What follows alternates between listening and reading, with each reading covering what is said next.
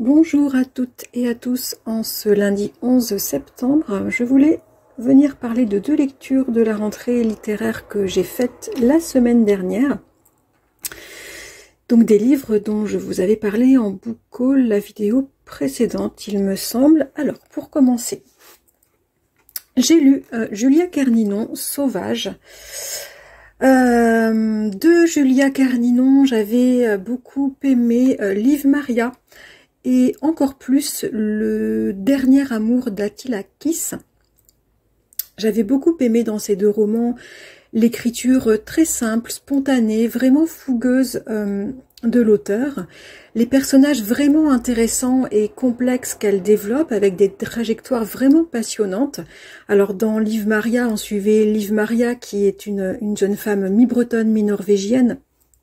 Et on va la suivre dans son périple de vie de Berlin jusqu'au Chili, et dans Le dernier amour d'Attila Kiss, on suivait Attila qui était un ouvrier d'une usine de poussins et également un artiste peintre à l'âme complètement coincée entre ces deux pays, la Hongrie et l'Autriche. C'était vraiment passionnant. Alors, revenons-en à Sauvage, dans ce tout dernier roman donc paru en août. Julia Kerninon, là, elle nous embarque dans l'histoire de vie affective d'Ottavia, qui est chef d'un petit restaurant assez renommé à Rome. Alors Ottavia, elle est passionnée par la cuisine, elle a toujours beaucoup travaillé ses recettes, elle ne pense qu'à ses plats. En fait, à 16 ans, Ottavia, sur un coup de tête, elle avait arrêté le lycée aux grandes dames de sa mère pour devenir l'apprentie de son père dans la trattoria très réputée de son père. Un père qui, lui, ne vivait et ne parlait que de cuisine, passait son temps derrière ses fourneaux dans son restaurant. Et tandis que sa mère, eh bien, attendait son père en enfilant des bouquins et en grignotant des tomates et des amandes. C'était un couple assez particulier, les parents d'Ottavia.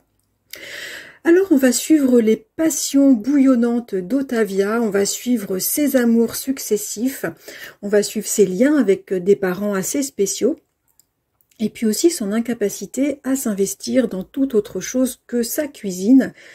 C'est quelqu'un, Ottavia, qui doit se forcer pour donner un peu d'énergie à son mari et à leurs 3 enfants qu'elle aime pourtant beaucoup. Ce roman est basé sur le fait que la vie d'Ottavia va vaciller lorsque un de ses ex ressurgit après 10 ans d'absence. Donc, le roman est centré sur les amours d'Ottavia. Et bon, les histoires d'amour, moi, c'est pas du tout mon truc, ça m'ennuie pas mal. Donc, c'était assez mal parti, on va dire, pour cette lecture.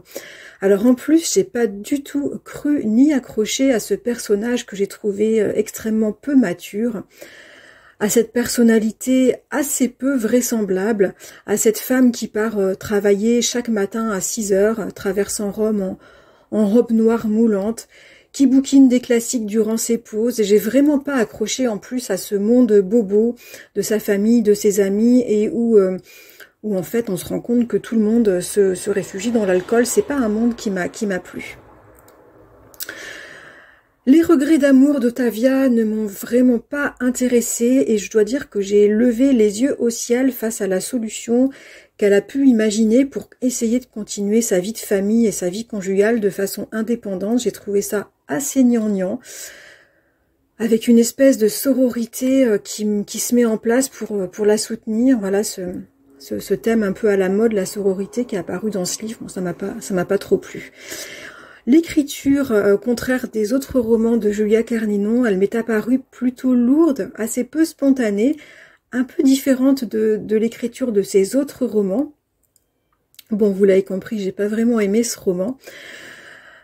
Après un début plutôt agréable entre Rome et Paris, où Ottavia va venir faire un peu d'études sur Paris, cette partie-là a été sympa, mais je me suis vraiment beaucoup ennuyée sur la seconde partie de ce court roman consacré aux amours et aux regrets d'Ottavia.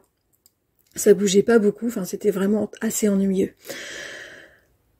Je crois que c'est censé être le portrait d'une femme indépendante, sauvage. Bon, en fait, j'ai trouvé que sous cette apparence de femme un peu sauvageonne, je l'ai trouvée en fait plutôt piégée, cette Otavia, piégée par ses propres contradictions et au final reproduisant les schémas familiaux qu'elle rejette et dont elle pensait s'être extraite.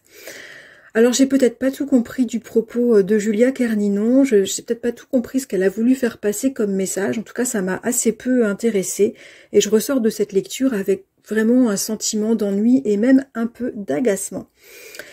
Voilà pour Sauvage de Julia Kerninon.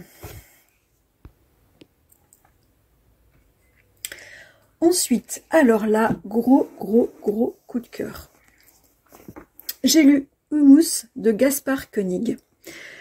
Alors, je dois dire que jamais je n'aurais pensé avoir un énorme coup de cœur pour un roman qui tourne autour du ver de terre. Alors, cette histoire, nous sommes à la prestigieuse école d'ingénieurs AgroParisTech du plateau de Saclay, un plateau que je connais bien, qui est de plus en plus bétonné. Et dans cette école d'ingénieurs, on va suivre le coup de foudre amical et philosophique entre deux étudiants issus de deux milieux extrêmement différents. Alors il y a Arthur, qui est un bobo parisien, fils d'avocat, donc issu d'une famille extrêmement à l'aise financièrement et avec de bonnes relations. Arthur qui est passionné de taureaux, de la vie sauvage et qui a choisi cette filière d'ingénieur agronome pour déplaire à son père.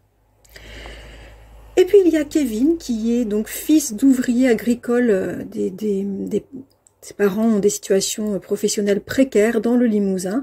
Kevin, c'est un élève brillant qui s'est vu proposer cette école d'ingénieur en tant que boursier par la voie de la méritocratie après un DUT obtenu haut la main.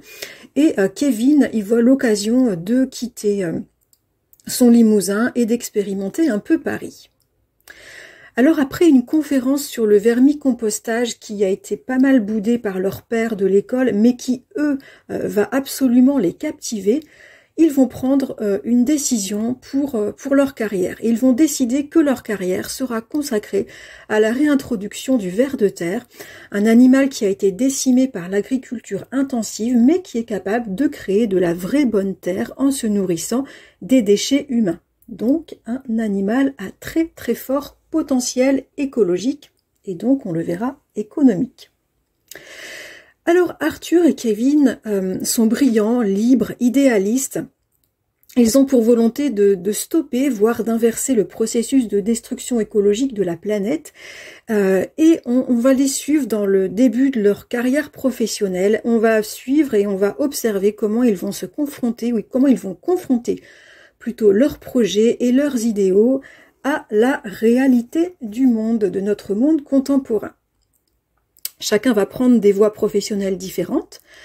Arthur va devenir un néo-rural en s'installant dans la vieille ferme en friche de son grand-père décédé en Normandie. Donc Arthur, son but, ça va être de ressusciter, réintroduire les vers de terre dans la terre que son aïeul a détruite à grand renfort d'engrais. Donc il va s'installer dans cette vieille ferme avec sa copine qui sort de Sciences Po et qui a décidé aussi de tout plaquer pour retaper la maison et être romancière. De son côté, Kevin, lui, il va se laisser guider par une amie d'HEC, alors une vraie lionne de com, une travailleuse acharnée, elle est assez impressionnante, et il va se faire happer par cette amie pour développer une des startups françaises les plus en vue qui va proposer du vermicompostage à taille industrielle. Mais tous les deux, Arthur et Kevin, idéalistes, naïfs, vont en fait se faire manipuler et se faire embarquer, chacun à leur insu, dans des projets et des buts les dépassant quelque peu. L'un va se retrouver pantin du petit monde politico-économique et de son entre-soi très protecteur qui dirige la France, et l'autre, Arthur, va de plus en plus s'enfoncer dans les mouvances gaucho-écolo-anarchiques. C'est un texte absolument passionnant, documenté, malicieux, caustique, mais en même temps plein de tendresse pour pour les deux personnages principaux et aussi pour la foison de personnages secondaires. Un texte qui laisse admirer leur force, leur intelligence, leur naïveté, leur froideur. Parfois, il y a des personnages secondaires qui sont absolument terrifiants. C'est un roman social contemporain très fécond, un très très beau rappel de la comédie humaine. J'ai vraiment adoré ce roman.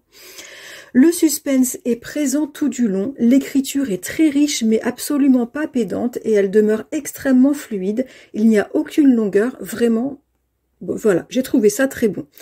Ça fait pas mal de temps, je dois dire que j'avais pas eu un tel enivrement pour une lecture contemporaine. En fait, depuis Leurs enfants après eux, en gros, de Nicolas Mathieu, et surtout l'excellent Anéantir de Michel Houellebecq. Et c'était génial de retrouver cette sensation de ne plus penser qu'au bouquin, d'avoir du mal à s'arrêter, de n'avoir qu'une envie, c'est de s'y replonger. Je l'ai lu le week-end là qui vient de se terminer, et c'était un vrai bonheur. C'est un roman social plein d'énergie grouillante comme une poignée de vers de terre. C'est un roman qui fait réfléchir, qui amuse, qui horrifie, qui enseigne, le tout en maintenant un bon suspense avec une pression qui monte progressivement avant un feu d'artifice final vraiment pas mal. Le tout sous une plume de grande qualité, vraiment chapeau à l'auteur. On sent que l'auteur, qui est un essayiste, philosophe, romancier et aussi un homme politique, connaît très très bien l'humain, la société, la politique, les avancées scientifiques, mais aussi la jeunesse angoissée et engagée. Il s'en amuse tout autant qu'il les respecte et c'est juste délicieux. C'est un très beau texte sur l'amitié, sur la jeunesse, sur ses rêves. Ce titre est sur la liste des pressentis pour le Goncourt 2023 et franchement, avec ce regard très aiguisé sur la société, ce regard couplé à une plume très très riche, malicieuse et enjouée, je pense que ça mérite vraiment. Je pense que les frères Goncourt seraient ravis par ce roman. C'est une lecture que je recommande vraiment vivement, Gaspard Koenig, Humus. Voilà pour ces deux lectures de la rentrée littéraire. Je fais une petite bifurcation en ce moment, j'ai commencé, enfin une petite bifurcation de la rentrée littéraire. J'ai commencé hier soir un roman que j'avais trouvé d'occasion il n'y a pas très longtemps. Le chien de Schrödinger de Martin Dumont, j'en avais entendu parler sans trop savoir vraiment ce que c'était, si ce n'est que c'était apparemment excellent. Bon, je l'ai commencé hier soir, j'en suis presque à la moitié, ça se lit très vite, c'est écrit très gros, mais alors le thème est très... est assez difficile pour moi, c'est des thèmes que j'aime pas trop retrouver en lecture. Le thème d'un papa qui accompagne son fils qui est atteint d'un cancer du pancréas très invasif, c'est des thèmes que je n'aime pas du tout retrouver. Ceci dit, ça se lit vite, ce sera bientôt terminé, l'écriture est vraiment agréable, donc je vais le lire jusqu'au bout. Et j'ai prévu ensuite de reprendre avec la rentrée littéraire, avec La Foudre, dont j'ai parlé dans une précédente vidéo. Et également de lire, parce que j'ai craqué pour son dernier roman, j'ai acheté le dernier roman de François Bégodeau, L'amour, qui nous raconte, enfin voilà, je vais lire la 4e de couverture. J'ai voulu raconter l'amour tel qu'il est vécu la plupart du temps par la plupart des gens, sans crise ni événement. Au gré de la vie qui passe, des printemps qui reviennent et repartent, dans la mélancolie des choses. Il est partout et nulle part, il est dans le temps même. Les Moreau vont vivre 50 ans côte à côte, en compagnie l'un de l'autre. C'est le bon mot. Elle est sa compagne, il est son compagnon. Seule la mort les séparera, et encore ce n'est pas sûr. C'est un très très court roman. J'ai vraiment très envie de voir de quelle manière François Bégodeau s'attaque à l'amour quotidien, ordinaire, on va dire, et comment il décrit cet amour d'une 50aine d'années sur aussi peu de pages, 80 pages. Voilà pour ce bilan lecture. N'hésitez pas à commenter, à me dire ce que vous lisez en ce moment. C'est toujours un énorme plaisir d'échanger avec vous en commentaire. Et je vous dis à très bientôt.